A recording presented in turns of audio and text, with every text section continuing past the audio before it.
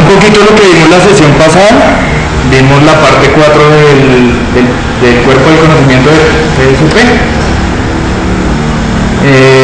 Vimos cuáles eran nuestros principios de planeación, que nosotros éramos quienes debíamos planear, que tenemos que hacer un plan antes de comprometernos, y cuando un plan no se acomoda a lo que estamos haciendo, tenemos que replanear. Vimos cuál era el framework, que consistía en los 7 pasos. Si lo recuerdan, ustedes ya lo han vivido en el taller 1, en el taller 2, y nos metimos un poquito para hacer la estimación de recursos. Listo, vimos que habían 4 tipos de método PRU, que nosotros tratábamos de apuntarle a los 2 primeros, que eran los que más tenían correlación con nuestros tiempos estimados, nuestros tiempos reales, y que usábamos algunas cosas estadísticas acá para llegar a este tipo de métodos. Listo, vimos que el método B es lo mismo que el A, solo que cambia que no es nuestro estimado, sino nuestras planeadas. El método C, que solamente tengamos datos y podemos hacer una regresión lineal para llegar a estos. Y el método D, que es que no tenemos datos. ¿Listo? Vemos cómo hacer el CPI, la productividad, para qué nos sirve el CPI, el Cost Performance Index. Listo, vimos lo que era un valor planeado, un valor ganado. Revisamos esta gráfica. ¿Se acuerdan lo que podemos decir de esta gráfica, de este proyecto? Que iba atrasada. Listo, vimos el punto 5, que hablamos de nuestra responsabilidad personal en cuanto al proyecto, en cuanto al proceso. Vimos cuáles eran las economías, que nos cuesta un poco más resolver un defecto en la fase de prueba que resolverlo en diseño o en los reviews de diseño. Entonces lo que nos vamos a volver es preventivos. Y cuáles eran nuestras medidas de calidad. Acá pues la medida como más importante de calidad era el GIL, que nos daba la medida de calidad de nuestro proceso. El PQI, que es el pentágono que ya todos conocen. Vimos este tirón.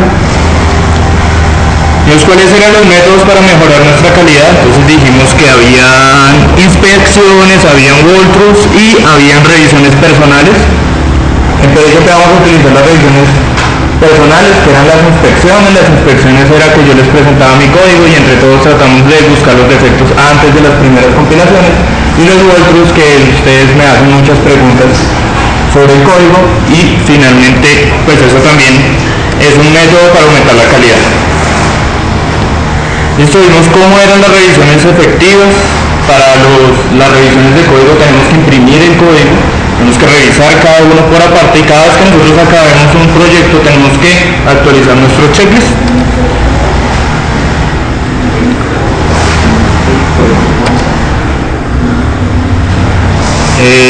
Vimos lo mismo, la revisión de diseño y la revisión de código. ¿Cómo le fue con el taller 2? ¿Alguien ya lo acabó? ¿No? Vale. ¿Las entradas? Pues yo creo que hoy el tiempo que nos quede lo vamos a usar para finalizar el taller 2. Finalizar. Y pues resolvemos cualquier pregunta, ¿bueno? Entonces vamos a ver hoy dos bastante corticos, que son el diseño de software y la extensión y adaptación de nuestro proceso. Entonces, ¿qué es un diseño? Vamos a hablar de los principios de diseño. Acuérdense que cada vez que nosotros pasamos aquí un punto estamos hablando de los principios, es decir, sobre qué nos vamos a dar para el resto del tema.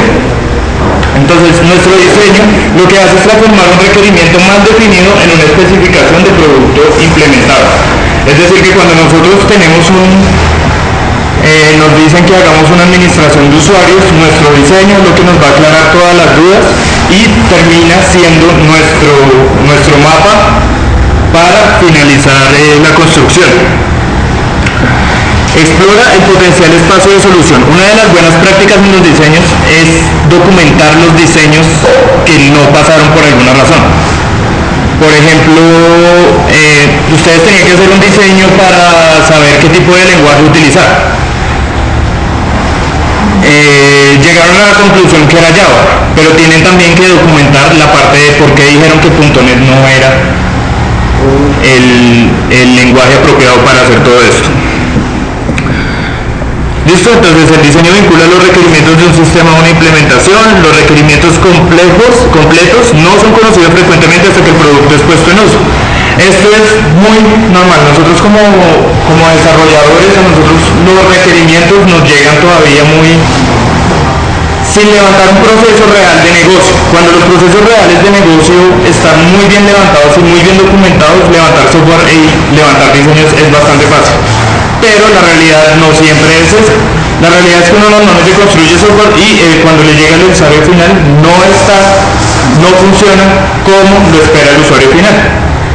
Entonces, es un principio de diseño que normalmente lo que nosotros hacemos tiene que ver hacia el futuro cualquier tipo de cambio, ¿sí? Tienen que diseñar para que las cosas sigan evolucionando. ¿Vale? Y componentes bien diseñados son críticos para el éxito de sistemas grandes. Un buen diseño es una buena calidad, es un buen producto. ¿Listo? PSP no prescribe el uso de ninguna metodología de diseño. Nosotros usamos UML porque es el Universal Modeling Language y ese es el que nosotros conocemos y en la universidad ese es el que más nos han enseñado, pero no es el único. Hay más que otros conocen.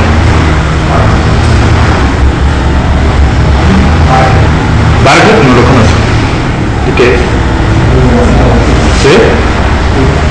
Yo conozco Z, conozco UML extendido. Así que me acuerdo, UML extendido, que tú le pones más tags a las clases y todo eso.